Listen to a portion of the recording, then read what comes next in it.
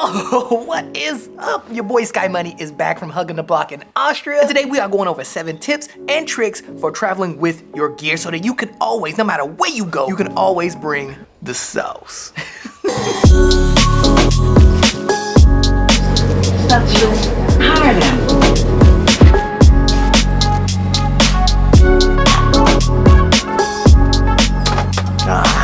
I am back. Holy cow, not for nothing.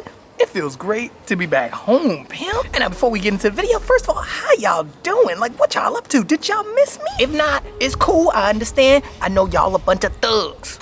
Now, Pimpin', today we are talking about traveling, specifically traveling with your gear. Because not for nothing, traveling with your gear can be extremely tricky. And I'm not specifically talking about going out of town or going on holiday. Because my ninjas, if I'm being real, if I'm keeping it 100p, sometimes, not all the time, but sometimes it could be tricky just like going up the street. So here are a few tips and hacks that I've discovered over the years of traveling, like traveling with your gear comfortably. Now, real quick, before we get into the sauce, if you want to buy me a coffee, don't be shy, the link is down below. But if not, no tea, no shade, because I ain't a hater, and my hood'll never let me be a hater. Let's get into these temps, pimp. Did I say temps? Let's get into these temps. First things first, pimpin', lighter is better. I don't care what nobody say, lighter is better. For me, when I'm out traveling, I don't want anything getting in the way. So with keeping it light, for example, on this trip going to Austria, I went ahead and was just hugging the block with the Sony ZV-1 for the vlog, and then the Pocket 1, the GoPro Hero 11, as well as the Action 2 for all the other stuff and for the travel channel. Boss. All these cameras can fit in my pocket and they're not big, so that means they're not that heavy. And overall, at the end of the day, they can get the job done. And now if you do decide to bring the big drip, try to keep it as simple as possible and minimal. For example, when I traveled to LA and I was by myself, I was able to bring the Sony ZV-1, the mic, as well as the gimbal. But if I'm keeping it real, I didn't bring any extra lenses. I didn't bring no cage for the camera. I kept it as simple as possible just because I know what's more important is actually just getting the shot. And since I'm out here hugging the block, again, pimp it, lighter is better. And so keep it light, be creative, and you can still bring the sauce. Next thing you want to be aware of is your bag. And now again, since you are traveling with tech drip, I will highly recommend getting something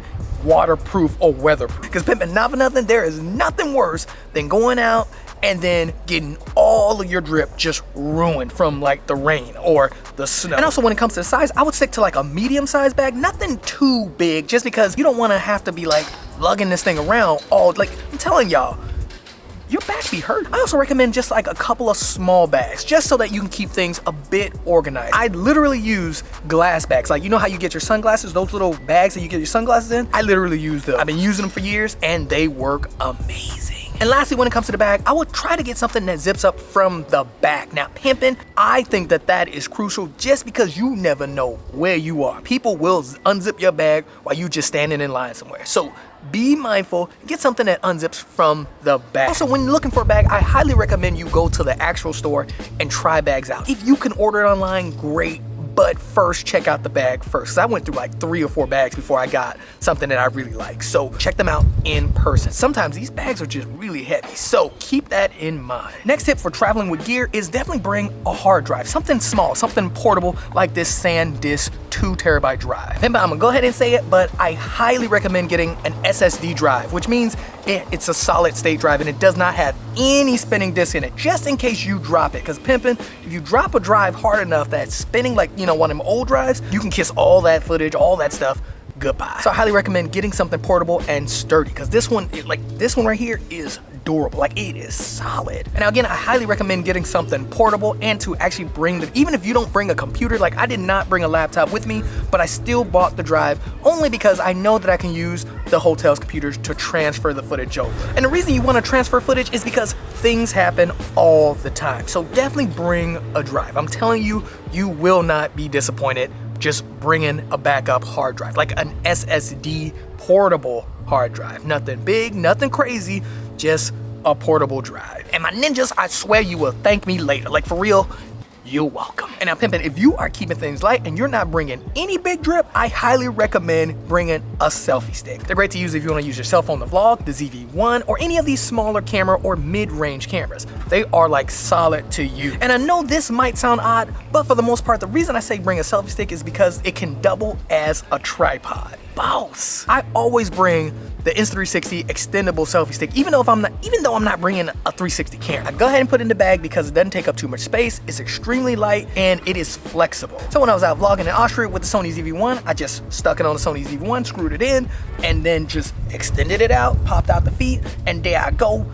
I can get some shots that I would really like for the B-roll. Because pimpin', skiing or not, I'm trying to bring the sauce. And now, if you're gonna be in a place that might be loud, like somewhere indoors or at a bar, and you kind of want to sit back and do your thing by yourself, then I would highly recommend bringing some wireless microphones. Like, they are saviors. I would have to say the drip of the year had to be the DJI wireless mics. Like, they are that good, and I highly recommend just bringing them everywhere you go. The whole package itself is light, small, and does not get in anybody's. And they are extremely useful when filming in loud places or when it's extremely windy. Next thing you want to be cautious of is like battery life of your drip. In this case, a battery bank would work perfectly. So I would say bring a battery bank, but battery banks can be a bit bulky. But if you do have the space, bring a battery bank. But what I brought with me and what I usually bring with me is a battery bank that doubles as a battery charger for the Sony ZV-1's battery. So if you can find a battery bank that charges batteries internally as well as something externally, I would highly recommend getting something like that. But in general, just bring extra batteries if you can. And if you have a camera that does not take batteries,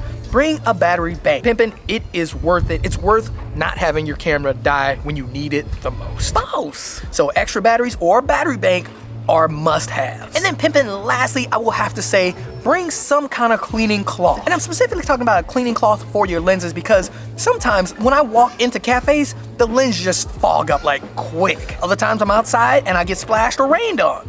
You need a lens cloth. And for me, I always have these lens cloths just because the pouches that come with the glasses, they double as lens cloths. So pimpin', if you have a cloth that came with like your wearing glasses or your sunglasses, you could use that for your lenses. And for me personally, I try not to use like things like my shirt just because the fabric is different and it can scratch the lens. So instead, I always bring lens cloths and they just fit in your pocket. And quick bonus tip, pimpin', have a plan. I stress this out a lot when vlogging in general, but pimpin', have a plan. Having a plan just brings more structure as well as less stress in the post-production process. Like my ninjas, I can't tell you how many times I went ahead and offloaded all the footage and just looked like I was just overwhelmed. But look, not today because that was the old Sky Money and I'm the new Sky Money. Having a plan, having a system, having a structure works. Pimpin', trust me, because it feeds into everything else. You know where you're gonna film, your drip is taken care of, and your footage is organized. So look, have some kind of a plan. Now, I'm not saying don't pivot. I mean, definitely pivot if something comes up. But for the most part,